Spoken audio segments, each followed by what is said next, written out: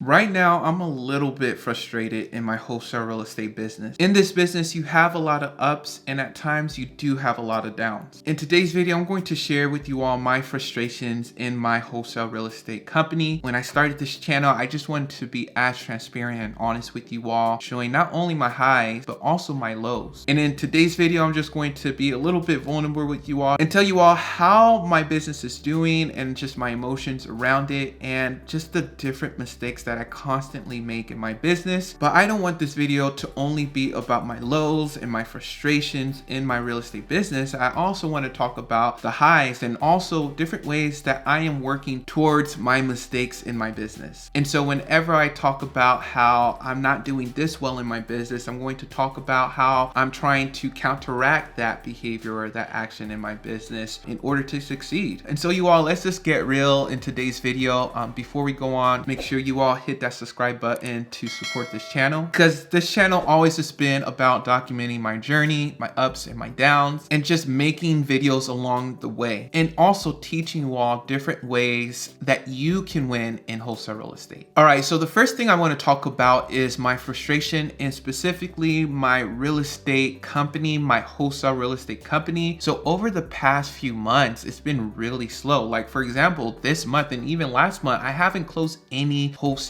deals, right? And it's been that way for the past few months. The thing is, I am still working in this business, right? Don't get me wrong. I am actively cold calling or having someone else cold call for me, following up with leads. I'm still reaching out to homeowners and different things like that. But the deals are just not coming my way. I don't know if my market is just saturated and it's small and it's time for me to move to other markets, or the fact that I just never really scaled in my business and it's probably time to create a system and scale in this business. And I just want to share with you all that frustration because you may be in the same situation. Maybe you never gotten your first wholesale deal and it's been month 1, month 2, month 3, month 4, and you have no traction in your business. And hopefully you can relate to my story and different ways that you can, I guess, counteract those downs to win in this business. Honestly, on this channel, I'm just documenting my journey. And so when I cold call a seller, I just turn on this camera and I call you all. And if I close a deal, I show you all that. And I also teach you all because I learned a lot along the way and I want to tell you all to avoid these different mistakes that I make. And so that's why I still create these awesome value-packed videos for you all to go out there and take action. So what am I doing that's different right now than what I was doing before when I was consistently getting deals? I think one thing is that I didn't scale when I was supposed to scale in this business, right? I didn't hire out the right people when I was supposed to. I was being greedy or lazy, whatever you may call it. I just wasn't hiring people when I needed to hire them. And so I needed to create a system. And so recently, that's what I'm doing. I'm trying to create a system. That's what I'm doing in this business. I recently hired a cold caller. They've been calling my real estate leads for the past 2 weeks. A great caller, great American accent, is overseas and everything, but really knowledgeable of this business, and he's doing great on the phone. The other thing with my wholesale real estate business is that, I am pivoting, right? I'm more concentrating on acquiring a rental property, right? Getting equity in property. Because I think my first method or my first exit strategy whenever a deal came across me was wholesale, wholesale, wholesale. Now it's rental, rental, rental. And so that's another reason why I'm not too worried about consistently getting wholesale deals every single month, every single week, because I'm thinking of the long-term gain of acquiring assets that pays me for the rest of my life. So that's my first frustration, is that my wholesale real estate business is not being as consistent as it used to be. But what I'm doing now is I'm creating systems, I'm scaling this business, and I'm actually pivoting a little bit away from wholesaling and shifting it to rental property investment. But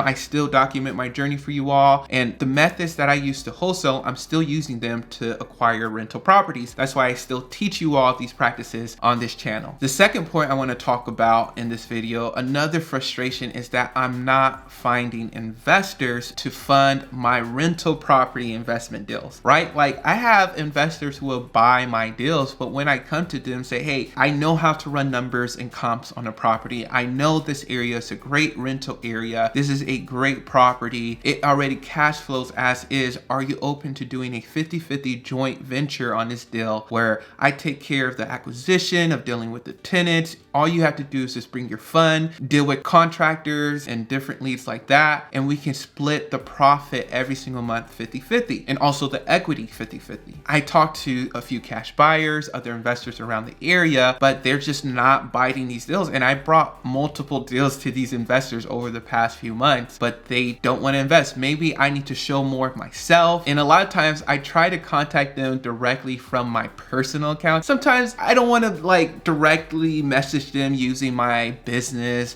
Matthew, because I don't want them to invest with me for the wrong reasons. But just thinking about that, maybe there is an advantage of using my personal brand in order to create leverage, in order for them to trust me and to see that, hey, this guy done this amount of deal, or he was able to grow a following on YouTube, then I think he's responsible enough and mature enough and professional enough to handle a business transaction and joint venturing with me on a real estate property. So that's something that probably going to pivot to in the future, right? Just using the advantage of having a personal brand, of closing wholesale deals and letting them know, hey, I'm familiar with this business. These are the numbers. This is the area. Let me know if this is something you're interested in doing. And so I would call up cash buyers. They would look at the property with me and just say, yeah, possibly, but they don't give me a direct answer. And I'm asking open-ended questions. I'm giving direct questions, but it's just not happening. And so the way I'm helping it, like I stated before, is just using my experience, my expertise, and leveraging that and using it as an advantage to,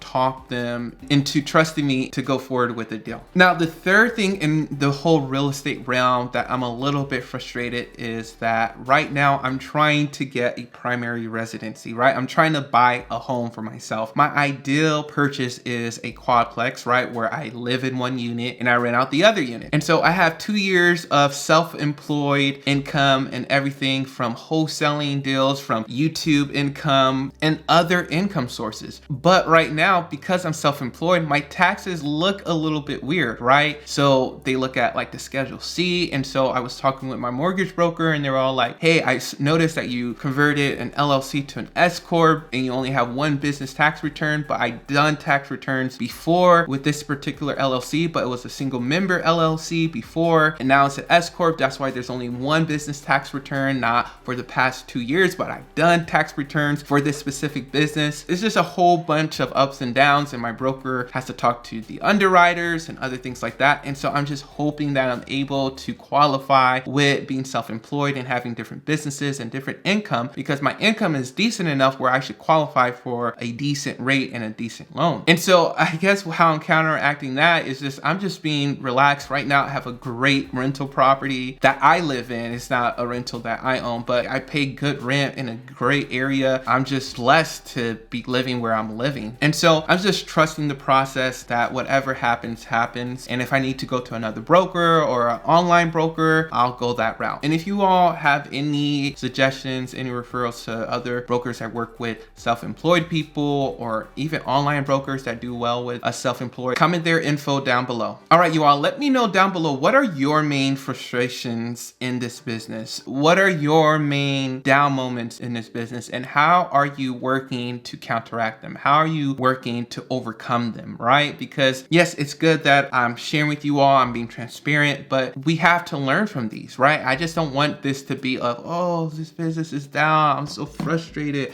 I can't do this and that. But what are you doing in order to overcome those frustrations, those hills and mountains that you have to climb? All right, you all, I hope you all enjoyed this video. Be sure to give it a like, subscribe down below, and I'll talk to you all later.